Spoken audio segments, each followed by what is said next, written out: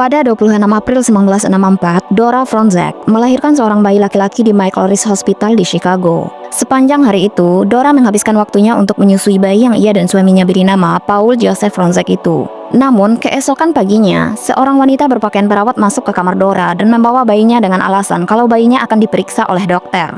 Celakanya, wanita itu kemudian menghilang membawa kabur bayi Dora yang baru berusia 1 hari. Beberapa waktu kemudian, staf rumah sakit akhirnya mengetahui penculikan ini dan pencarian besar-besaran di rumah sakit itu dilakukan. Sayangnya, pihak rumah sakit tidak memberitahu pihak berwenang ataupun orang tua bayi terkait penculikan ini hingga sore hari. Pada pukul 3 sore, mereka baru menelpon ayah si bayi, Chester Franzek, dan pihak otoritas terkait hal ini. Segera setelah itu, perburuan terbesar dalam sejarah Chicago pun dimulai, melibatkan 175.000 pekerja pos, 200 petugas polisi, dan FBI. Mereka menggeledah ribuan rumah dalam proses pencarian, tetapi hasilnya nihil.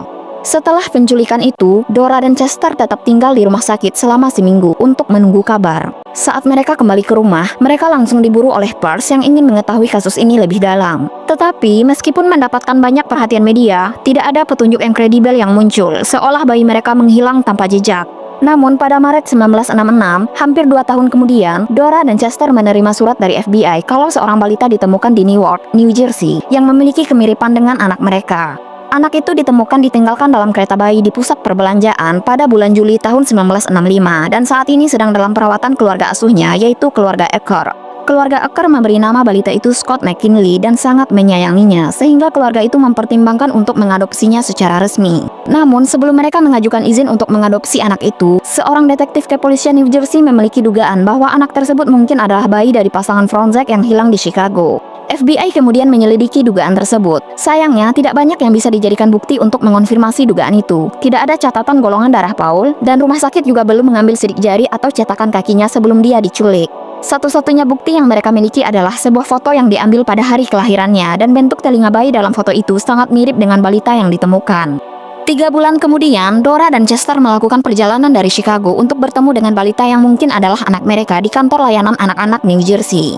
Sebelum pertemuan itu, telah dilakukan serangkaian tes psikologi sebagai alat konfirmasi tambahan kalau balita yang ditemukan benar adalah anak dari Dora dan Chester yang diculik. Setelah serangkaian proses panjang, akhirnya keduanya diizinkan membawa balita tersebut pulang ke Chicago. Balita yang kini memiliki nama Paul Joseph Franzek itu pun tumbuh di lingkungan yang hangat dan penuh kasih sayang. Kedua orang tuanya tidak pernah menceritakan kepadanya mengenai masa lalunya. Namun ketika Paul berusia 10 tahun, ia menemukan 3 kotak misterius berisi surat-surat, kartu simpati, dan kliping koran di ruang bawah tanah rumah orang tuanya.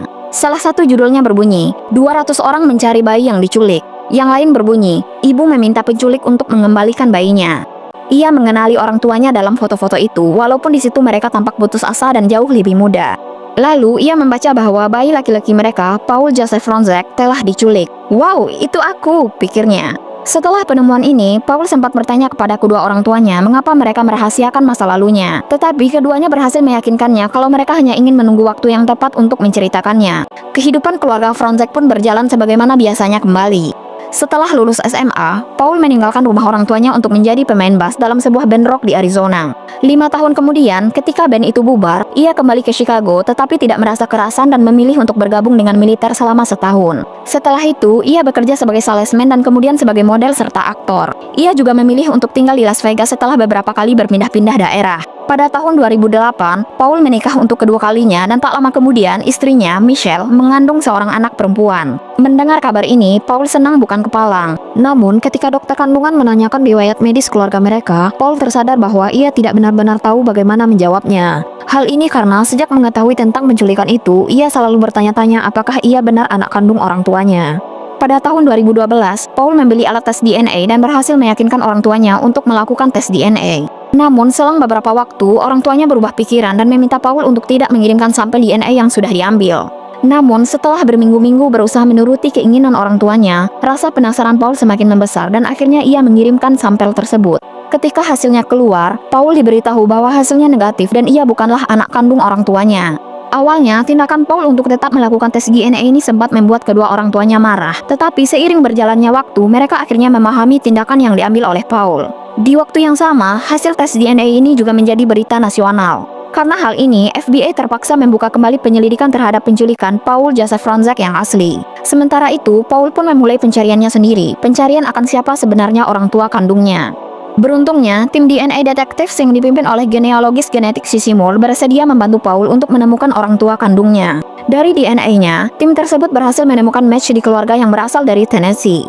Pada 3 Juni 2015, setelah 2 tahun penyelidikan, Moore menelpon Paul dan bertanya, "Apa pendapatmu tentang nama Jack?" Paul menjawab, "Itu nama yang bagus, aku menyukainya." Moore berkata, "Bagus, karena itu adalah nama aslimu." Berkat penelusuran tim DNA detektif, Paul akhirnya mengetahui kalau ia lahir dengan nama Jack Rosenthal dan ternyata ia berumur 6 bulan lebih tua dari yang selama ini ia ketahui. Tanggal lahir aslinya adalah 27 Oktober 1963. Sayangnya, hasil penelusuran ini juga memunculkan plot twist tragis lain di hidup Paul atau Jack Rosenthal karena ternyata ia memiliki saudara kembar, Jill, yang ternyata menghilang sampai saat ini.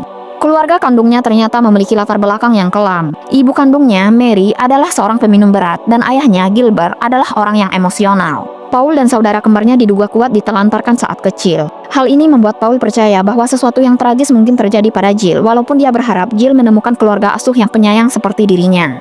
Sejak saat itu, Paul masih terus berusaha untuk menemukan jawaban atas hilangnya saudara kembarnya dan juga membantu penyelidikan FBI terhadap kasus hilangnya Paul Joseph Fronczak, anak yang kehidupannya digantikan olehnya akibat misidentifikasi FBI 60 tahun yang lalu. Pada tahun 2019, terdapat perkembangan signifikan terbaru di kasus ini. Bayi Dora Fronczak yang 60 tahun lalu diculik dari Michael Reese Hospital ternyata masih hidup dan tumbuh besar dengan nama Kevin Ray Betty.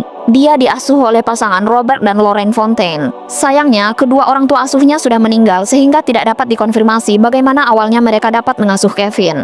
Kevin juga tidak mengetahui kalau dia sebenarnya bukan anak kandung dari orang tuanya, sampai salah satu anak perempuannya memasukkan DNA-nya ke salah satu website genealogi dan ternyata cocok dengan DNA Paul Joseph Fronczak yang asli. Ia sempat berhubungan melalui telepon dengan sang ibu kandung, Dora Fronczak, dan berencana untuk bertemu. Namun, sayangnya rencana itu tidak pernah terwujud karena pada 25 April 2020, Kevin Ray Betty meninggal dunia akibat kanker yang dideritanya. Dengan perkembangan ini, tinggal tersisa 2 pertanyaan besar di kasus ini, yaitu siapa sebenarnya wanita yang menyamar jadi perawat dan menculik bayi Dora Fronczak, dan apa yang sebenarnya terjadi terhadap saudara kembar dari Jack Rosenthal. Semoga kedua misteri ini dapat terjawab sebagaimana terjawabnya misteri identitas asli dari Jack Rosenthal dan Paul Joseph Fronczak.